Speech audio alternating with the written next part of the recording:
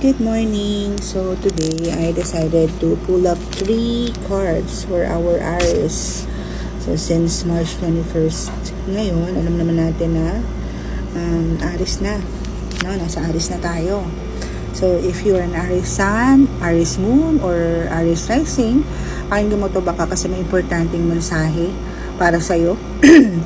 At una nating card na pull up is ang King of Swords. So, ibig sabihin nito, kailangan mong mag-step up or maging leader sa isang sitwasyon na meron kang kailangan pagdesisyonan. So, it's either relationship, business, personal growth, or whatever it is.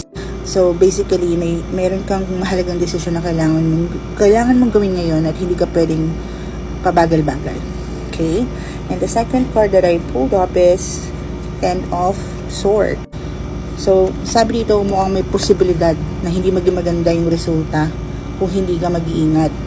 So, pwede itong betrayal or failure or painful ending ng magiging decision mo.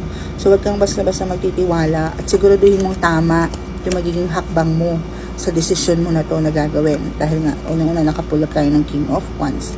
And the last card na pull up ko is a reversed 8 of Pentacles. So, sinasabi nitong card na to na baka kulang ka sa effort o preparation.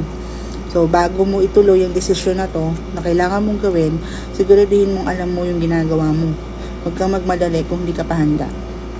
Okay? So, simple as kailangan mo mag-isip muna or think before you act.